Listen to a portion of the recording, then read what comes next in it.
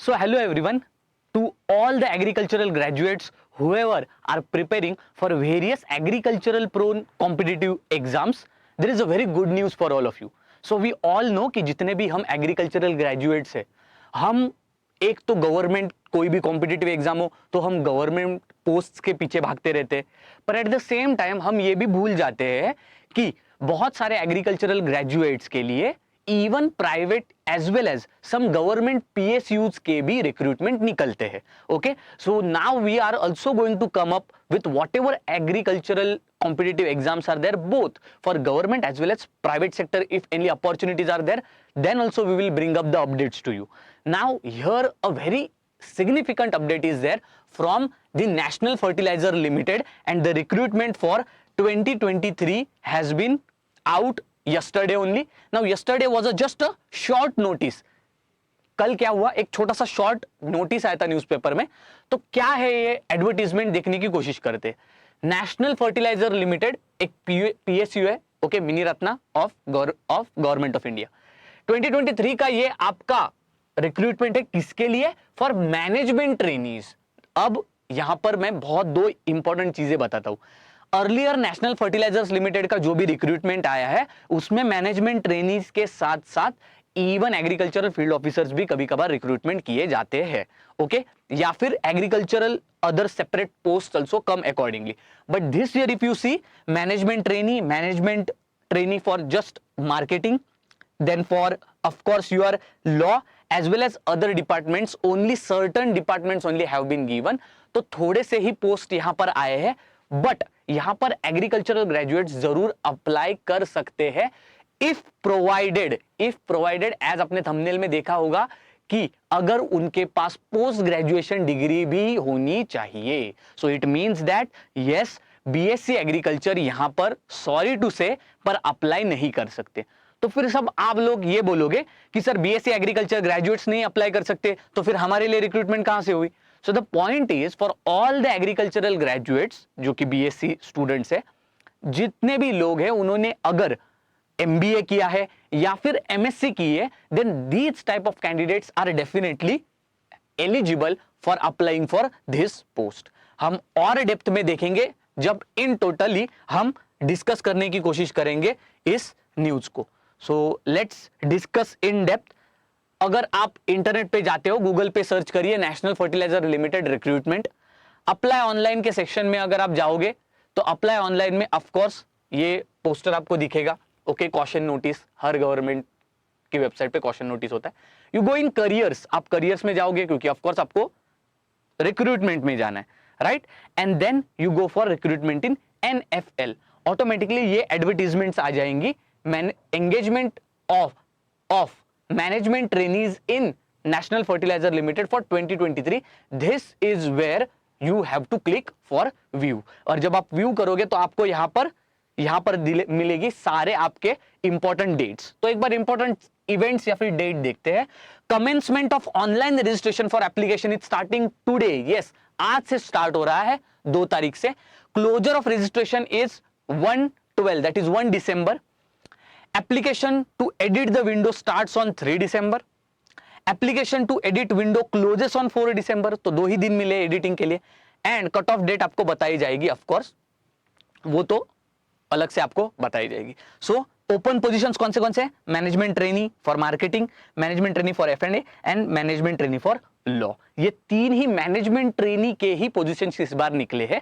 सो agricultural specialised कोई भी, agriculture officer भी और एग्रीकल्चर स्पेशलाइज्ड भी कोई भी पोस्ट इस बार तो नहीं निकले. Okay, apart from that now let us go in depth. Advertisement देख लेते हैं, in depth advertisement to understand that. Let's go in depth to understand the advertisement. मैंने पहले ही कहा था national fertilizer limited is a mini Ratna and a profit making central public sector undertaking, that is PSU है ये. Okay, a very good organisation in the agricultural sector and for agricultural graduates if you think it is a very good opportunity from work life balance also, stability also, page and perks also. बहुत अच्छी opportunity है, ठीक है. But एक बात जब मैं कह रहा हूं कि agricultural graduates, it's because basically दो ये जो जितने भी पोस्ट है वो बस बीएससी के लिए नहीं है. These are not just for agricultural graduates, but आपका ग्रेजुएशन के साथ साथ आपका पोस्ट ग्रेजुएशन भी सर्टन डिसिप्लिन में होना चाहिए. सो यहां पर सबसे मेन चीज, the main topic of discussion today is that what is the eligibility criteria for all these whatever posts are there. So vacancy post for management trainee marketing, overall salary is 40,000 to 1,40,000. Management trainee for FNA 40,000 to 1,40,000. Post अगर आप देखते हो management training marketing में vacancies है 60, एफएनए में है 10 and law में अगर आप देखते हो तो 4 वैकेंसीज है. पे स्केल उतना ही है 40,000 to 1,40,000. Okay, apart from that उसके आगे अगर हम कोई एक इंपॉर्टेंट सेक्शन की बात करें so that section is of course your pay perks. Okay, pay perks यहां पर उन्होंने क्लियरली मेंशन किया है. Your basic pay if you start it's actually close to 60-65,000. Okay, so from 40,000 till 1,40,000 you can like your with your basic pay of 40,000 to 60-65,000 including all your allowances. of course हम सारे allowances from dearness allowance सारे allowances consider कर रहे हैं. ठीक है, overall if you see this allowances included are nothing but dearness, house rent allowance, company accommodation, then your provident fund gratuity, then contributory superannuation benefit fund scheme etcetera etcetera. जितने normal आपके government किसी भी job में आपको जो allowance मिलता है वो यहां पर आपको मिलेगा, no doubt about it. Then एक बात इंपॉर्टेंट है, सर्विस एग्रीमेंट यहां पर है. Okay, so if you are joining here you have to sign a agreement. whatever selected candidates are there they have to sign a service agreement bond of 80,000 and 20,000 who belong to SC, ST and PWBD categories. तो general लोगों ने 80,000 का bond sign करना है और reserve category आपका 20,000 का bond sign करेगी. ठीक है, अब बात करते हैं आपके मेन मुद्दे के बारे में, दैट इज एलिजिबिलिटी क्राइटेरिया. क्या ये अपॉर्चुनिटी ग्रेजुएट्स के लिए है? नहीं, ये अपॉर्चुनिटी ग्रेजुएट्स के लिए नहीं है. मतलब this opportunity is not just for graduates, you should have post graduation. Now where you should have it? So you should have minimum marks 60% for open candidates or unreserved candidates, and for reserved candidates it's 50% minimum marks in 2 years full time MBA, PG DBM, PGDM in marketing, agri business marketing, rural management, foreign trade, international marketing from any university or recognized university by UGCA and AICTE. इसका मतलब क्या है? आपके पास कोई भी MBA business की degree होनी चाहिए. Okay, that also in selected fields of marketing, agricultural marketing, rural management and foreign trade and international marketing. इतने ही स्पेसिफाइड MBA, PGDBM और PGDM आपके क्वालिफिकेशंस है. ट्राई टू अंडरस्टैंड, अगर आपके पास MBA है, PGDBM और PGDM है and that also only in this specified whatever qualifications are there, educational qualifications, then only you are eligible for this management trainee marketing post. Apart from that, if you are a BSc student with minimum 60%, but along with that also MSc with specialization in, so BSc के साथ साथ MSc भी चाहिए आपके seed science में, genetics plant breeding में, either agronomy में, either soil science में, ईदर एग्रीकल्चरल केमिस्ट्री में, ईदर एंटोमोलॉजी में, ईदर पैथोलॉजी में, from any recognised university again. So either आपने कोई भी MBA, PGDM ये आपने क्वालिफिकेशन, एजुकेशनल क्वालिफिकेशन से आपके पास, अदरवाइज आपके पास है agricultural graduation plus post graduation, और वो भी seed sciences, genetics, plant breeding, agronomy, soil science etcetera etcetera इन चीजों में. अगर फिलहाल मैं बात करूं, is it for just BSc graduates, is it for just graduates in agriculture? No, for just BSc this is not the post.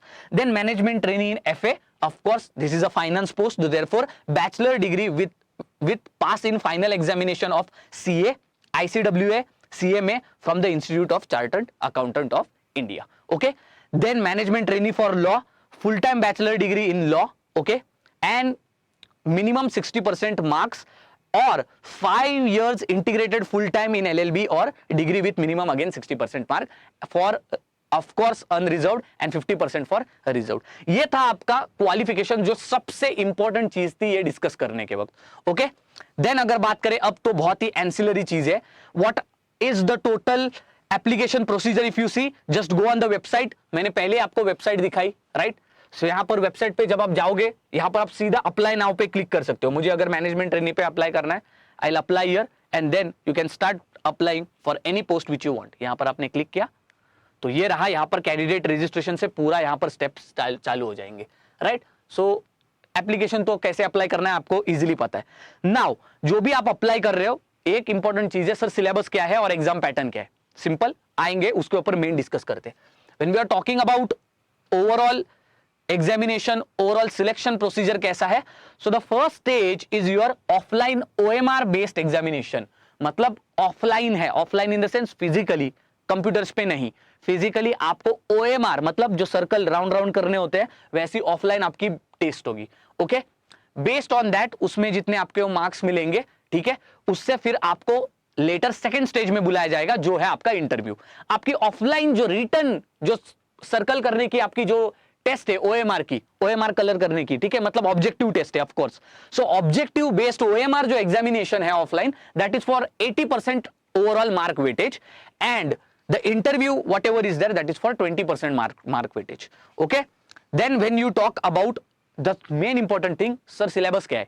बहुत सारे लोगों को पता नहीं है कि सिलेबस क्या है and everybody is saying that हाँ जिस तरह से पोस्ट है उस तरह के ग्रेजुएशन के सब्जेक्ट्स होंगे, बट एक्चुअली यहां पर छोटी सी जगह पर नोटिफिकेशन में ये मेंशन्ड है what would be there in exam.